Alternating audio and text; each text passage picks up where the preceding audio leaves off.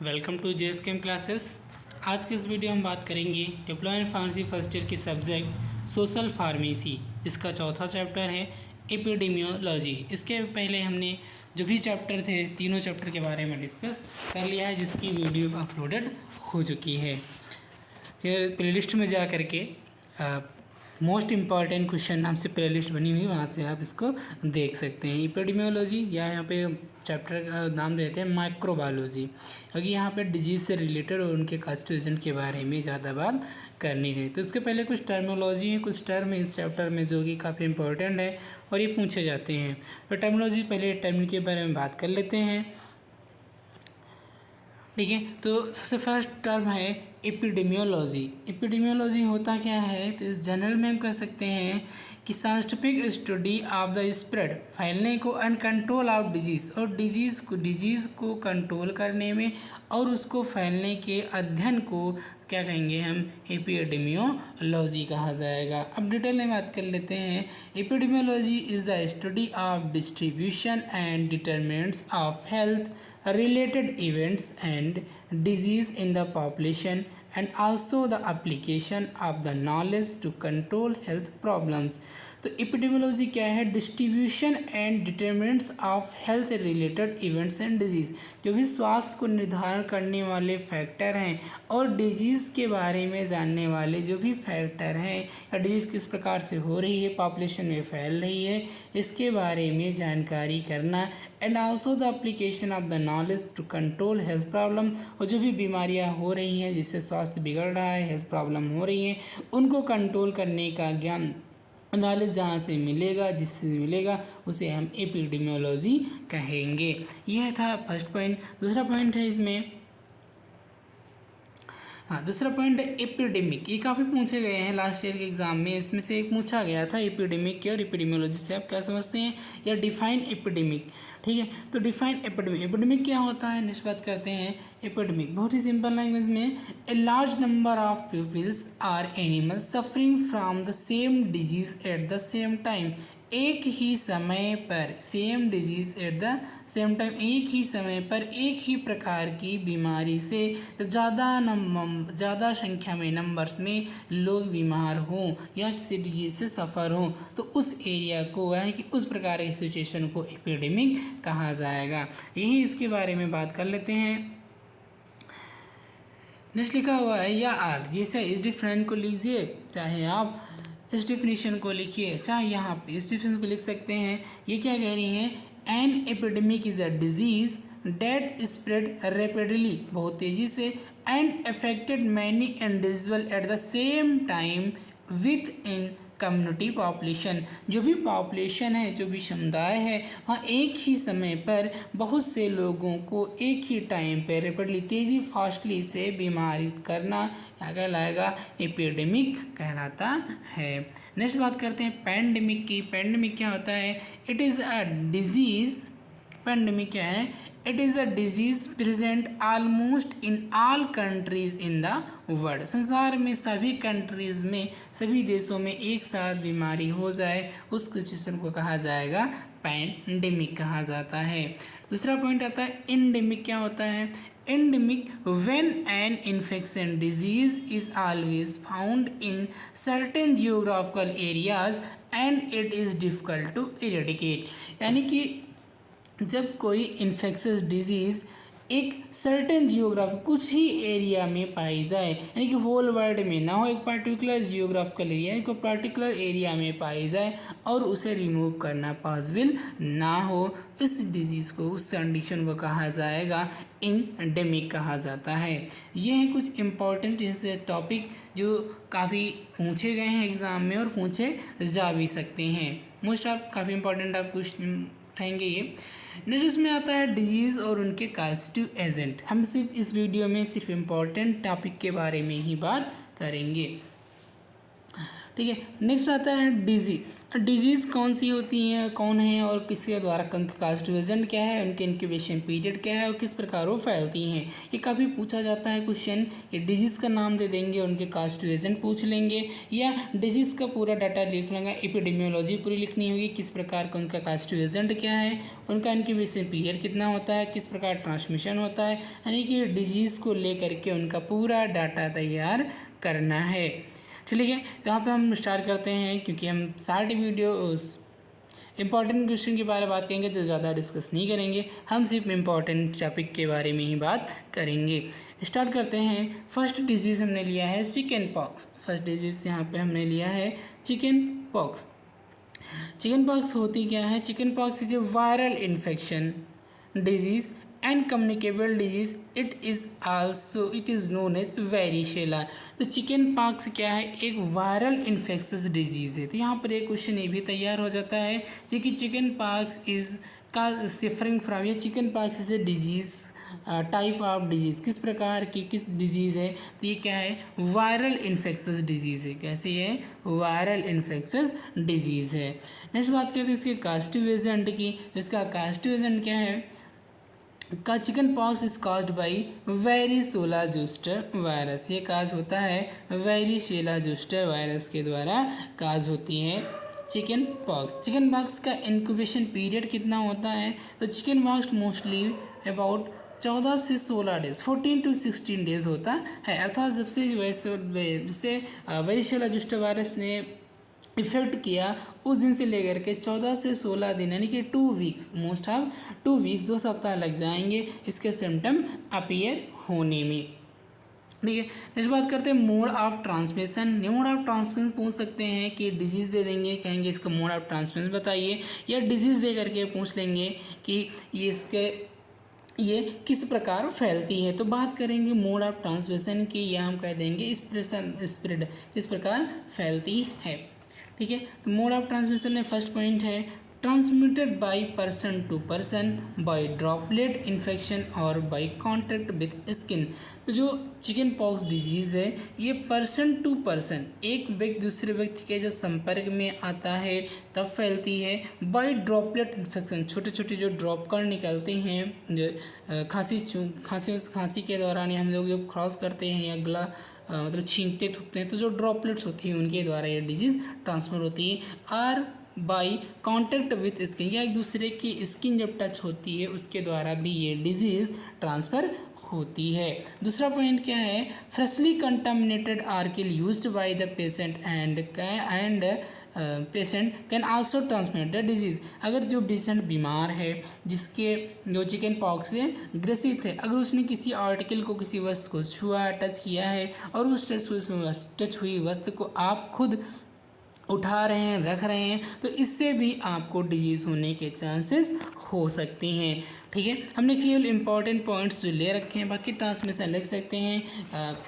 Touch करने से contaminated disease है तो एक स्थान पे रहने से, एक इंसान से बात करने से, यानी कि इंसान को टच करने से, उसका ब्लड को टच करने से या उसकी स्किन सरफेस को टच करने से भी ये डिजीज़ ट्रांसमिट हो सकती है।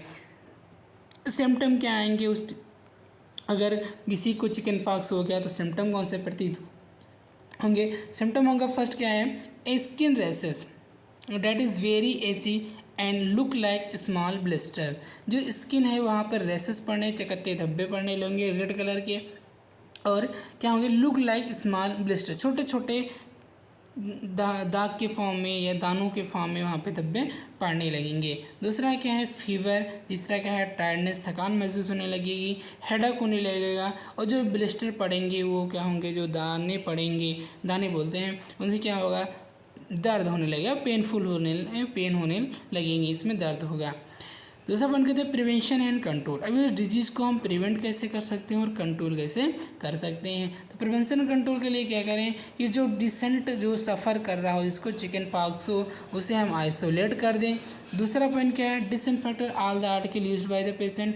पेशेंट के द्वारा जो भी आर्टिकल यूज हो रहा है, जो भी सामान यूज कर रहा है, वो उसे डिसइंफेक्टेंट कर दें। यानी कि सैनिटाइजेशन वगैरह का छिड़काव कर दें। Best way to prevent use chickenpox vaccine, और सबसे अच्छा इसका प्रिवेंट है जिससे हम चिकन पॉक्स को बचा सकते हैं वो है चिकन पॉक्स के अगेंस्ट उसकी वैक्सीन को लिया जाना। ठीक है, तो इस प्रकार है चिकन पॉक्स। तो चिकन पॉक्स के बाद दूसरी इंपॉर्टेंट डिजीज़ है आपकी मीजल्स। दूसरी इंपॉर्टेंट डिजीज़ है आपकी मीजल्स। मीजल्स किसके द्वारा होता है? तो मीजल्स क्या है? One of the commonest infectious disease of children up to 6 year of age. तो मोस्टली ये डिजीज़ जो मीजल्स की है ये कहाँ देखने को मिलेगी? Under the children up to 6 year of age, 6 साल के बच्चों में मोस्ट ऑफ ये डिजीज इन्फेक्शस डिजीज देखने को मिलेगी। इसका कास्टोजन क्या है? It is highly infectious disease caused by RNA paroxysmal virus. तो ये क्या है कि ये RNA पैराक्सीमल वायरस के द्वारा ट्रांसमिट होती है, ना कास्टी इसका एजेंट है, काज होती है। अब इसके बाद करते हैं इंक्यूबेशन पीरियड की। इंक्यूबेशन पीरियड क्या होता है? 10 days from exposure to onset of fever and 14 days appearance of rashes. जो धब्बे पड़ते हैं, जो दाने रेसेस पड़ने लगते हैं वो मोस्टली 14 दिन बाद पड़ते हैं, उसके पहले फीवर आना स्टार्ट हो जाता है। साइन और सिम्टम की बात कर रहे हैं, क्या क्या सिम्टम प्रतीत होंगे? तो हाई फीवर आएगा, क्या आएगा? हाई फीवर, बुखार ज़्यादा आएगा, कफ हो जाएगा, रेनी नोज़, नोज़ बहने लगेगी, और टिनी वाइट स्पॉट, छोटे छोटे वाइट कलर के स्पॉट बॉडी पर पड़ने लगेंगे। मोड ऑफ ट्रांसमिशन की बात करते हैं, किस प्रकार ये स्प्रेड होंगे, किस प्रकार फैलेंगे? तो ये it spread direct contact person to person by droplet के द्वारा या पर्सन टू पर्सन के कांटेक्ट आने में भी ये ट्रांसमिट होते हैं। Direct contact with articular patient को, जो भी मीजल्स जिस पेशेंट को है, अगर उस पेशेंट के द्वारा छुई हुई वस्तुओं को आप यूज कर रहे हैं तो आपको भी होने के चांसेस हो सकते हैं। दूसरी बात करते हैं इसकी प्रिवेंशन एंड कंट्रोल की। प्रिवेंशन एंड कंट्रोल में फर्स्ट पॉइंट होता है कि मीजल्स के अगेंस्ट जो वैक्सीन है उसका हम उपयोग करें। सबसे पहले मीजल्स वैक्सीन का उपयोग करें। दूसरा पॉइंट लिखा, isolate the patient as soon as the sign and symptom. अगर साइन और सिम्टम प्रतीत हो रहे हैं तो उस पेशेंट को आइसोलेट कर दें। यानी कि अगर आइसोलेट नहीं कर रहे हैं तो जो भी पर्सन उस पेशेंट के कांटेक्ट में आएंगे वो बीमार हो जाएंगे, उन्हें भी मीजल्स होने का चांसेस बढ़ जाएगा। दूसरा पॉइंट है disinfectant and discharge of nose and throat of the patient. जो भी नोजल सिक्रेशन आता है या जो भी खांस छींक थूकने दौरान जो भी सब्सटेंस बाहर आता है उस सभी चीज़ों को डिसइंफेक्टेंट करें, नहीं तो डिजीज मीजल्स के होने के चांसेस हो सकते हैं। नेक्स्ट आते हैं यहाँ पे MERS। MERS क्या होता है? मिडिल ईस्ट रेस्पिरेटरी सिंड्रोम, इसको पूरा नाम है middle East respiratory syndrome. Middle East respiratory syndrome को सबसे पहले सऊदी अरेबिया में 2012 में देखा गया, और ये एक वायरल डिजीज़ होती है। हमने बहुत छोटा छोटा लिखा है कि पेज बड़े होने पे भी पिक लेकर के हम बनाए, तो इससे छोटा छोटा दिख रहा है, बट हम पढ़ रहे हैं तो आप आसानी से समझ सकते हैं। Middle East respiratory syndrome was identified in Saudi Arabia in 2012 में। ये एक वायरल डिजीज़ होती है, ये एक वायरल डिजीज़ होती है। इसका कास्टिव एजेंट क्या है? तो इसका जो कास्टिव एजेंट है वो आपने सुना है, बहुत जल्दी सुना था, 2020 में सुना होगा। कास्टिव एजेंट काज भाई कोरोना वायरस कॉल्ड MARS-CoV, यानी MARS-CoV इसका कास्टिव एजेंट है। इसका जो इंक्यूबेशन पीरियड होता है वो होता है अबाउट 5 डेज, क्यों मोस्ट ऑफ 5 दिनों के लिए अबाउट 5 डेज होता है, but may be range from 2 to 40 days, लेकिन मोस्ट ऑफ ये 2 से 14 दिन तक भी इनका इंक्यूबेशन पीरियड हो सकता है। साइन और सिम्टम की बात करते हैं। साइन और सिम्टम में क्या आ जाएगा? फीवर आ जाएगा, चिल हो जाएंगे, हेडेक हो जाएगा, नॉन प्रोडक्टिव कफ बढ़ जाएगा, और एब्डोमिनल पेन करने लगेगा, कफ एंड शॉर्टनेस, और कफ हो जाएगा और सांस लेने में भी प्रॉब्लम हो सकती है। शॉर्टनेस ऑफ ब्रीथ, सांस लेने में भी प्रॉब्लम हो सकती है। हो जाती है। मोड ऑफ ट्रांसमिशन की बात करते हैं। मोड ऑफ ट्रांसमिशन में क्या आता है कि बाई यानी कि स्प्रेड किस प्रकार होते हैं, स्प्रेड होते हैं किस प्रकार होंगे, बाई फर्स्ट पॉइंट है by direct contact with infected person, दूसरा बाई ड्रॉपलेट इन्फेक्शन, तीसरा spread through health care works and patient, और चौथा पॉइंट से थ्रू कंटामिनेटेड ऑब्जेक्ट, पांचवा पॉइंट है it may be transferred from camels to humans. तो कैसे ट्रांसफ़र होती है, डायरेक्ट कॉन्टैक्ट इन्फेक्शन किसी व्यक्ति को है और उसके संपर्क में कोई हेल्दी पर्सन जाता है तो उसको होने के चांसेस बढ़ जाते हैं। ड्रॉपलेट इन्फेक्शन, ड्रॉपलेट के द्वारा भी इन्फेक्शन फैलता है। Health care workers and patient, जो भी हेल्थ केयर वर्कर होते हैं जो डिजीज़ को ट्रीट करने में लगे हुए होते हैं उनके द्वारा भी डिजीज़ के ट्रांसफर होने के चांसेस रहते हैं। थ्रू कंटामिनेटेड ऑब्जेक्ट, अगर पेशेंट बीमार है और उसकी किसी वस्तु को उसने छुआ और उसके बाद उस वस्तु को आप दोबारा यूज कर रहे हैं और आप हेल्दी हैं तो आपको होने के भी चांसेस बढ़ सकते हैं। दूसरा पॉइंट है, नेक्स्ट पॉइंट है it may be transmitted from camels to women, ये कैमल से वोमेन में भी ट्रांसमिट होने के चांसेस हो सकते हैं या ट्रांसमिट होता है। ठीक है भैया, फिर आते हैं नेक्स्ट बात करते हैं कंट्रोल और प्रिवेंशन की।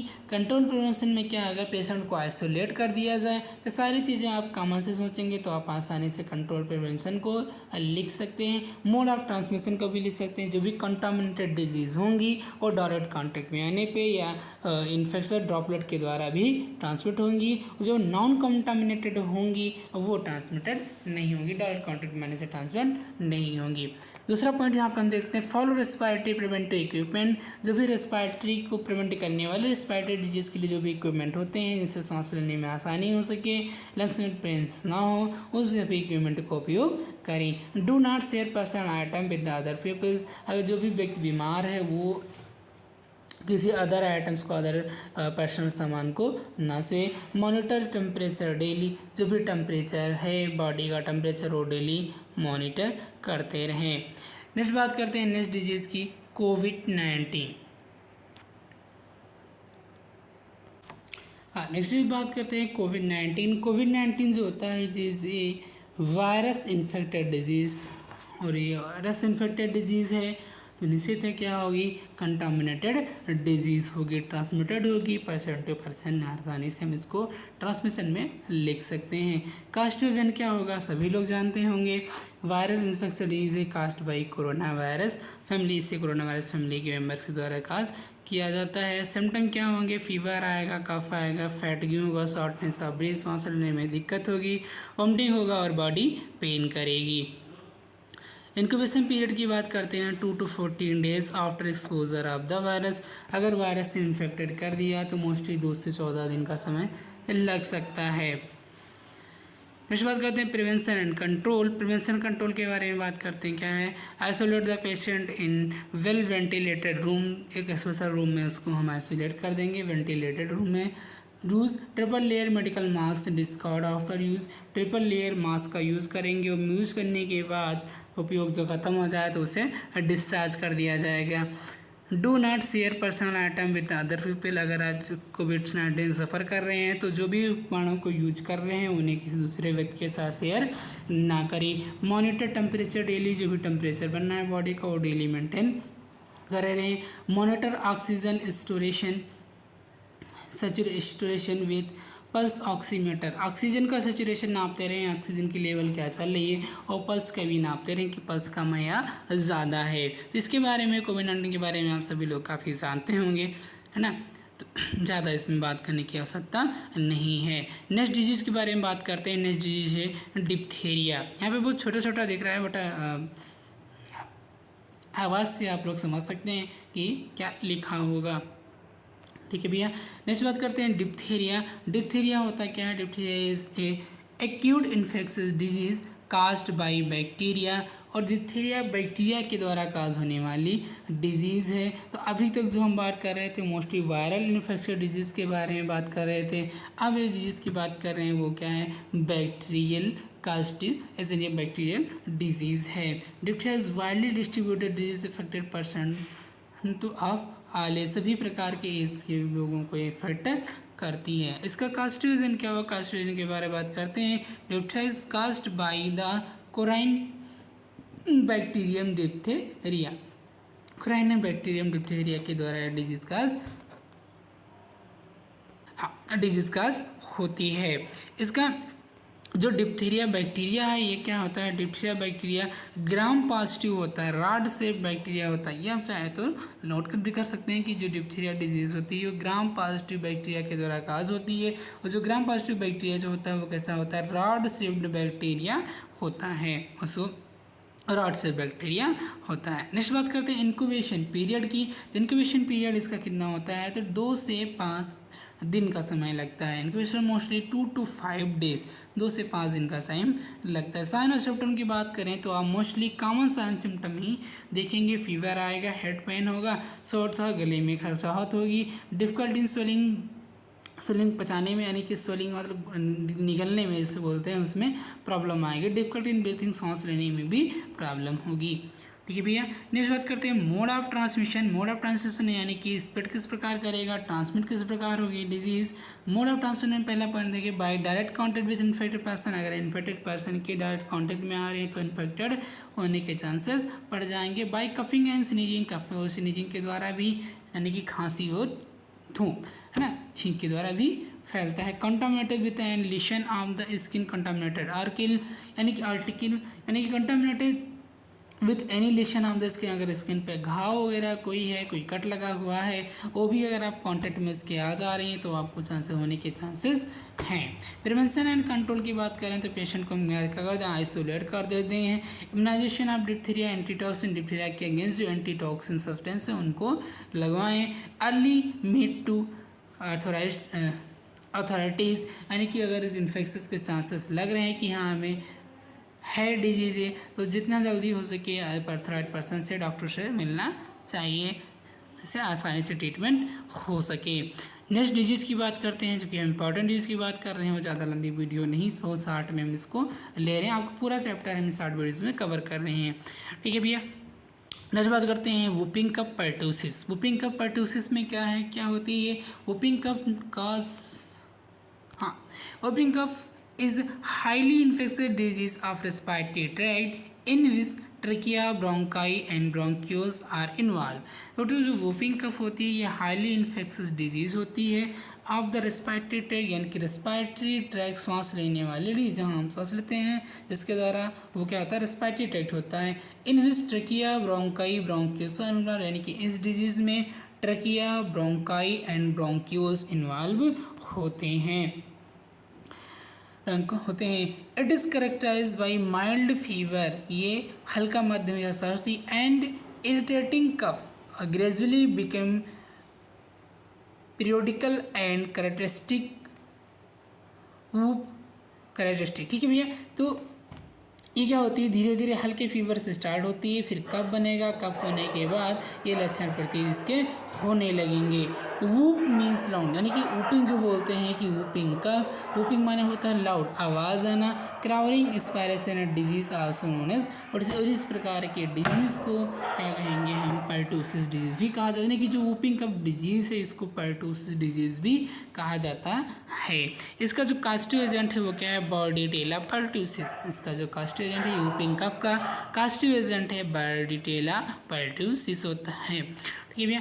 इंक्यूबेशन पीरियड की बात करते हैं तो मोस्टली 7 से 14 दिन का समय लगता है। साइन और सिम्टम की बात करें, mild fever, irritating cough, runny nose, nasal discharge, sneezing, इसके क्या है साइन एंड सिम्टम है। मोड ऑफ ट्रांसमिशन की बात किया जाए, spread person to person by droplet के द्वारा, infected person to nasal and buccal secretion, contact with other person, जो भी नेजल सिक्रीशन होता है, जो भी खांसी, छींक, जुकाम जब होता है, सब सिक्रीशन जो निकलता है नेजल सिक्रीशन, अगर इनके संपर्क में कोई इन्फेक्टेड हेल्दी पर्सन आ जा रहा है तो उसके भी होने के चांसेस हो सकते हैं कि वो भी बीमार हो सकता है। प्रिवेंशन कंट्रोल क्या है, अर्ली डिजीज़ जितनी पॉसिबल हो सके डिजीज़ को चेक कर लें कि हाँ ये बीमारी हो गई है। आइसोलेशन ऑफ द पेशेंट, जो भी इस पेशेंट को हो जा रही है डिजीज उसको आइसोलेट कर दें। Treatment and disinfection of discharge from nasal, जो भी नेजल सब्सटेंस निकल रहे हैं, जो भी वो आर्टिकल यूज़ कर रहे हैं उन सभी को डिस्चार्ज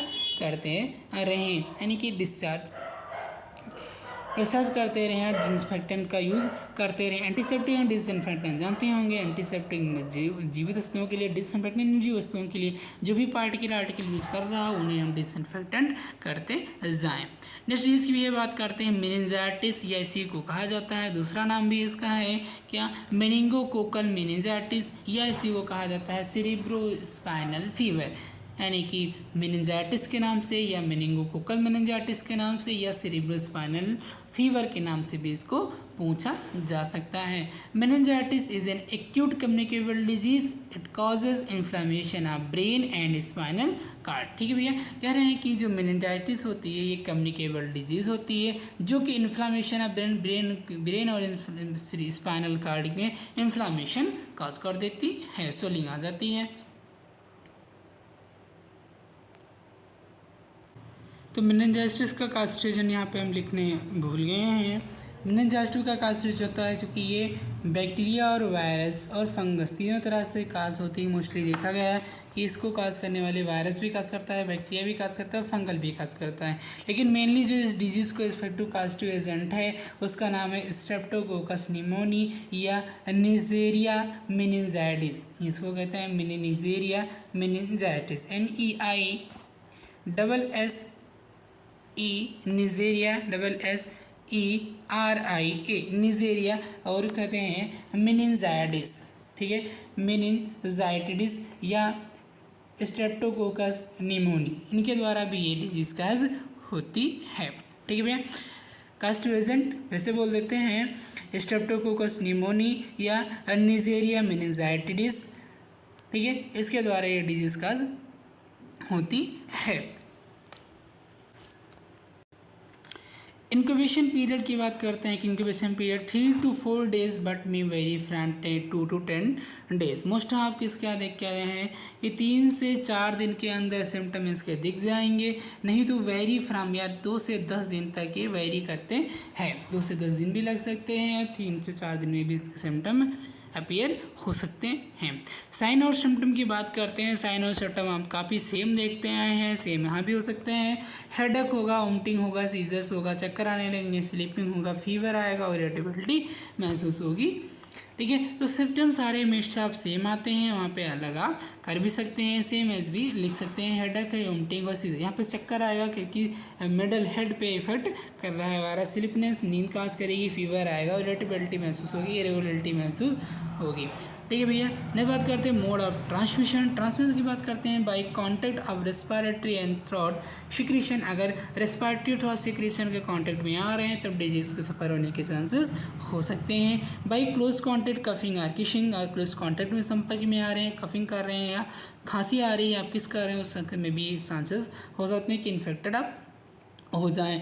तीसरा है बाई ड्रॉपलेट इन्फेक्शन, ड्रॉपलेट के द्वारा भी इन्फेक्शन काज होता है। डिस्चार्ज ऑफ इन्फेक्टेड फ्लूइड, अगर इन्फेक्टेड फ्लूइड को आप डिस्चार्ज कर दे रहे हैं उस कंडीशन में भी अगर किसी हेल्दी पर्सन के अटैच में आए तो हेल्दी पर्सन के इन्फेक्टेड होने के चांसेस हो सकते हैं। तीसरा है प्रिवेंशन एंड कंट्रोल की बात करते हैं। प्रिवेंशन एंड कंट्रोल क्या है, वैक्सीनेशन अगेंस्ट मेनिंजोकोकल डिजीज, जिसको वैक्सीनेशन यूज़ किया जाए, इसके अगेंस्ट वैक्सीन का उपयोग करें। केयरफुली वॉशिंग ऑफ हैंड को अच्छे से वॉश करें, धोएं। प्रैक्टिस ऑफ गुड हाइजीन, जो भी इंस्ट्रूमेंट यूज़ कर रहे हैं या जो भी उपयोग कर रहे हैं सबको हाइजीन करें, अच्छे से डिसइंफेक्टेंट करें। एनहांसिंग इम्यून सिस्टम को बढ़ाएं, अच्छे से protein substance diet fruit diet लें। Eating balance diet rich in vegetable and fruit, मैंने बताया ना कि अगर इम्यून सिस्टम यूज करना है तो बैलेंस डाइट अच्छे से आए, अच्छे से लें। नेक्स्ट डिजीज़ का मुझसे डिजीज़ है ट्यूबरक्लोसिस, काफ़ी आप लोगों ने पढ़ा भी होगा बट ये इंपॉर्टेंट डिजीज़ है, पूछा जा सकता है। ट्यूबरक्लोसिस क्या होती है, chronic infection disease which is primary affected lungs and causes pulmonary tuberculosis. क्लोसिस क्या है, ट्यूबरक्लोसिस ये पल्मोनरी इन्फेक्शन कॉज करती है, इसे कहा जाता है पल्मोनरी डिजीज भी कहा जाता है।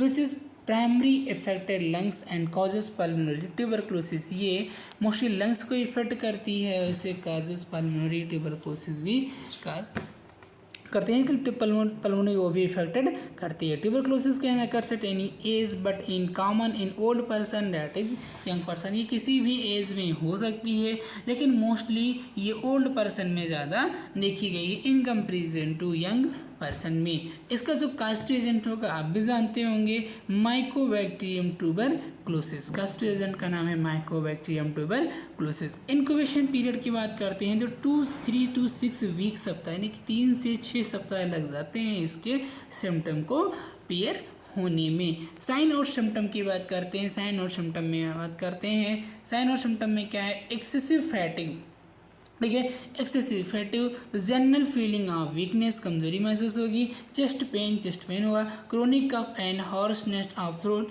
कफ गाढ़ा कब निकलेगा, और हॉर्सनेस ऑफ थ्रोट, बोलने में ऐसा लगेगा कि खराश बनी हुई है, लॉस ऑफ वेट और वेट का लॉस होने लगेगा। ये है साइन। मोड ऑफ ट्रांसमिशन की बात करते हैं। मोड ऑफ ट्रांसमिशन क्या है, it is spread by droplet infection. ये ड्रॉपलेट इन्फेक्शन के द्वारा ट्रांसमिट होते हैं, ड्रॉपलेट के द्वारा भी ट्रांसमिट होते हैं। Bye inhaling fine dust particle containing tubercle bacilli divided from derived sputum, derived from dried sputum. जो भी डस्ट पार्टिकल को आप इनहेल्ड कर सकते हैं उसमें माइक्रोबैक्टीरियम बेसिलस के जीवाणु हो सकते हैं, क्योंकि जो स्पुटम करेंगे वो ड्राइड होगा। ड्राइड क्या होगा, पार्टिकल के साथ आपकी श्वास के द्वारा आपकी बॉडी में जा सकता है और आप इन्फेक्टेड हो सकते हैं। तीसरा पॉइंट है by handling sputum and other discharge of the tubercular patient. अगर ट्यूबरकुलर बीमार पेशेंट है वो अपने स्पुटम या किसी प्रकार का सब्सटेंस को आप डिस्चार्ज करने जा रहे हैं, डिसइंफेक्टर कहा जाए, उस कंडीशन में आप सावधानी नहीं रखेंगे तभी आपको इन्फेक्टेड होने के चांसेस हैं। By direct contact with the patient के शारीरिक संपर्क में आने पर भी इंस्पेक्टेड हो सकता है।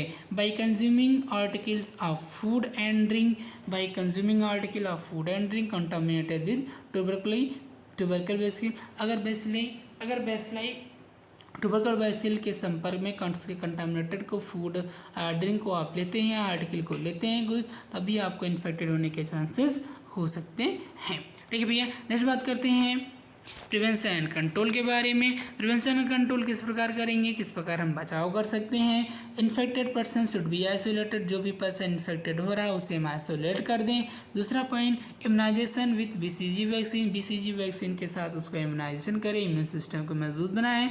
Early detection of tubercular patient, the examination of sputum, early detect करने के लिए उसका जांच कराएं, स्पुटम की जांच कराएं। People should be given health education, और उसको बताएं, जानकारी दें कि स्वास्थ्य को हम कैसे अच्छे से बनाए रख सकते हैं। वाइल टॉकिंग और coughing, the patient should wear face mask, अगर कफिंग बात कर रहा है, ठीक है, या खांस रहा है, उस दौरान फेस पे फेस मास्क को पहनना चाहिए। The patient should not be allowed to spit here and there, patient को इधर और उधर कहीं भी थूकना नहीं चाहिए, पर्टिकुलर बॉक्स में ही थूकना चाहिए जिससे उसे आसानी से डिस्चार्ज किया जा सके। यह ट्यूबरकुलोसिस के बारे में था। नेक्स्ट डिजीज़ है हमारी अमीबियोसिस। अमीबियोसिस क्या होती है, ये कोलन इंटेस्टाइनल इन्फेक्शन को इफेक्ट करती है। काफ़ी डिजीज़ हैं यहाँ पे, 23 डिजीज़ हैं, 23-26 के आसपास डिजीज़ हैं, और लेकिन हमने कुछ इंपॉर्टेंट डिजीज़ ही वहाँ से ट्रांसफर की हैं, जिन्हें आप, ठीक है, इन्हें आप आसानी से तैयार कर सकते हैं। ठीक है, amoebiasis is a parasitic infections of the colon, it is mostly common in tropical areas with untreated water. तो अमीबियासिस क्या है, एक पैरासिटिक इन्फेक्शन काज करने वाली बीमारी, पैरासिटिक के द्वारा काज होते हैं अमीबियासिस। ये इफेक्ट करती है कोलन इंटेस्टाइनल पार्ट को इफेक्टेड करती है और मोस्टली पाई जाती है tropical areas with untreated water. Tropical area से पाई जाती है जहाँ पे वाटर ट्रीटेड नहीं होता, वाटर साफ सुथरा नहीं होता है। फिर बात करते हैं इसके कास्टिव एजेंट के बारे में। कास्टिव एजेंट क्या है, amoebiasis is a parasitic infection caused by entamoeba histolytica. ठीक है भैया, अमीबियासिस एक पैरासिटिक डिजीज़ है, पैरासिटिक इन्फेक्शन काज करने वाला डिजीज़ है जो कि होती है, काज करती एंट अमीबा हिस्टोरिटिका के द्वारा। इसका इंक्यूबेशन पीरियड के बारे में बात करते हैं। इंक्यूबेशन पीरियड मोस्टली होता है कितना, 2 to 4 वीक, 2 से 4 सप्ताह इंक्यूबेशन पीरियड होता है। साइन और सिम्टम की बात करते हैं। साइन और सिम्टम में क्या आता है, लूज स्टूल, ठीक है, साइन है लूज स्टूल, यानी कि जो स्टूल होगा वो लूज हो जाएगा। ठीक है, mild abdominal cramping, frequent watery and bloody stool, watery और ब्लडी स्टूल सिक्रीशन करेंगे, यानी कि जो स्टूल पास होगा वो वाटरी होगा या उसमें ब्लड के भी कंपोनेंट्स मिल सकते हैं। लॉस ऑफ एपेटाइट और फीवर, ये क्या है साइन और सिम्टम थे। इस बात करते हैं मोड ऑफ ट्रांसमिशन के बारे में। मोड ऑफ ट्रांसमिशन क्या है, किस का रिस्पेक्ट करेगा। The parasites lives only in human are passed in the faeces of an infected person, जो पैरासाइट क्या होते हैं ह्यूमन से पाए जाते हैं, ये ह्यूमन्स के द्वारा फेस टू फेस से भी ट्रांसफ़र हो सकते हैं, इन्फेक्टेड कर सकते हैं। It can spread sexually contact, अगर व्यक्ति से कॉन्टैक्ट करता है सेक्सुअली ट्रांसमिटेड करते हुए, यानी इसका कहने मतलब है कि जो डिजीज़ है ये सेक्सुअली ट्रांसमिटेड हो सकती है। ठीक है भैया, नेक्स्ट बात करते हैं it can be transmitted through contaminated food and water, अगर कंटामिनेटेड फूड और वाटर का उपयोग किया जा रहा है तो उससे भी डिजीज़ होने के चांसेस हो सकते हैं। प्रिवेंशन एंड कंट्रोल के बारे में बात करते हैं। प्रिवेंशन एंड कंट्रोल से करेंगे इम्प्रूव सैनिटेशन, हाइजीन, वेंड वाटर ट्रीटमेंट, वाटर शुद्ध वाटर का उपयोग करें, किसी प्रकार के अशुद्ध वाटर का उपयोग न करें। Educate public and importance of hygiene, कैसे वस्तुओं को रखना चाहिए, किस प्रकार वस्तुओं का उपयोग करना चाहिए, वाटर वहाँ पे जमा ना हो सके इसके बारे में लोगों को जागरूक करें। Boiling and purify water before consumption in epidemic areas, अगर कोई एंडेमिक एरियाज है जहाँ पे बीमारी ज़्यादा मात्रा में हो रही, वहाँ पे जो वाटर का उपयोग किया जा रहा है वो बॉयल करके उपयोग करें या फिर वाटर का भैया प्योरीफाई करें। ठीक है भैया, ये हमारी प्रिवेंशन एंड कंट्रोल इसकी एमीबियोसिस की। नेक्स्ट बात करते हैं डेंगू। डेंगू की बात करते हैं। डेंगू क्या है, डेंगू फीवर होता है और ये काज होता है एक वायरल इन्फेक्शन डिजीज़ के द्वारा काज होता है। मोस्ट ऑफ सभी लोगों को पता होगा कि ये डेंगू फीवर है ये एक वायरस के द्वारा होती है, बस एक पैरासिटिक ऑर्गन्स के द्वारा भी काज होती है। ठीक है भैया, dengue is a mosquito burn viral disease. ठीक है, मॉस्किटो बर्न वायरल डिजीज होती है अकरिंग इन ट्रॉपिकल एंड सब ट्रॉपिकल एरियाज। मोस्ट ऑफ कहाँ पाई जाती है, ट्रॉपिकल और सब ट्रॉपिकल एरियाज में पाई जाती है। इसके कास्टिव एजेंट की बात करते हैं तो कास्टिव एजेंट क्या है, dengue caustic agent of dengue is a virus called dengue virus के द्वारा होती है जिसे डेंगू वायरस कहा जाता है और ये ट्रांसमिटेड होती है वेक्टर के माध्यम से। वो वेक्टर क्या है, मॉस्किटो, और मॉस्किटो कौन सा है, Aedes aegypti and Aedes albopictus, Aedes albopictus, ये से होता है एडिस एगिप्टी। ठीक है भैया, ये इसके कास्टिव एजेंट है। नेक्स्ट इंक्यूबेशन पीरियड की बात करते हैं तो इंक्यूबेशन पीरियड मोस्टली क्या आ जाएगा 4 to 10 डेज, 4 से 10 दिन तक होता है। सिम्टम के बारे में बात करते हैं। सिम्टम में क्या आता है, हेडेक आएगा, फीवर आएगा, severe muscles and joint pain होगा, शोलो लिम्फ नोड में सूजन आ जाएगी, रेसेस पड़ने लगेंगे, एनोरेक्सिया सांस लेने में प्रॉब्लम होगी, कॉन्स्टिपेशन आएगा, सोर थ्रोट, गले में खराश होगी, जनरल डिप्रेशन, थोड़ा सा डिप्रेशन भी होने के चांसेस हो सकते हैं।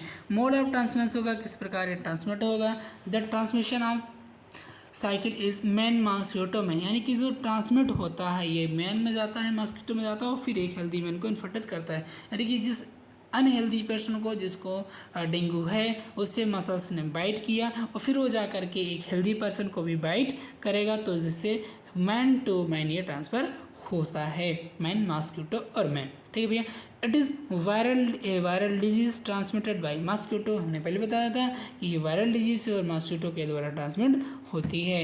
Dengue fever are spread by the people through the bite of infected Aedes mosquito, अगर एक अनहेल्दी पर्सन है उसको मॉस्किटो एडिस मॉस्किटो ने बाइट किया और फिर वही मॉस्किटो जा करके एक हेल्दी पर्सन को बाइट करता है तो ये डिजीज ट्रांसफ़र हो जाती है। प्रिवेंशन एंड कंट्रोल की भैया बात करते हैं। प्रिवेंशन एंड कंट्रोल की बात करते हैं तो प्रिवेंशन एंड कंट्रोल किस प्रकार करेंगे, control on mosquito by using insect repellents, insect के अगेंस्ट जो भी मॉस्किटो को भगाने वाले उपकरण हैं उनका हम उपयोग करेंगे या मॉस्किटो को किल करने वाले जो उपकरण उनका उपयोग करेंगे। Avoidance of man mosquito virus contact, यानी कि जो भी मॉस्किटो और मैन के बीच में कॉन्टैक्ट वायरस स्प्रेड करते हैं जो उनको हम ये उपयोग नहीं करेंगे, उनको दूर करेंगे, अवॉइड करेंगे किसी प्रकार मैन और मॉस्किटो, यानी कि हम उसके लिए मच्छरदानी का उपयोग या जो भी नाइट आते हैं, उपकरण जो आते हैं उनको उपयोग करेंगे, इससे मच्छर आसानी से मैन को बाइट ना कर पाएँ। Drinking water storage container are to be drained at the interval of 2 to 4 days. 3 से 4 दिन पर जो भी वाटर का जहाँ भराव होता है, जो यहाँ वाटर कलेक्ट होता है, उसको हम साफ सुथरा करें, साफ कर दें, वहाँ पे वाटर का जमा होने ना दें। Proper cleaning water storage tanks never leave the tank uncovered. ठीक है, जो भी वाटर जहाँ पे ले रहे हैं, जो भी पानी पी का साफ यूँ कर रहे हैं, या वाटर जहाँ पे स्टोर हो रहा है वहाँ वो साफ़ कर दें, वहाँ पे उसको कवर्ड करके रखें, अनकवर्ड ना रखें। कंट्रोल लार्वल हैबिटेट्स, यानी कि इनको बढ़ने ना दें, इनके लार्वल स्टेज को भी हम कंट्रोल करके रखें। ये था इस चैप्टर के इम्पोर्टेंट टॉपिक, इम्पोर्टेंट डिजीज़, जिस वीडियो में एक ही वीडियो में हमने कोशिश की है सभी को समझाने की, बताने की।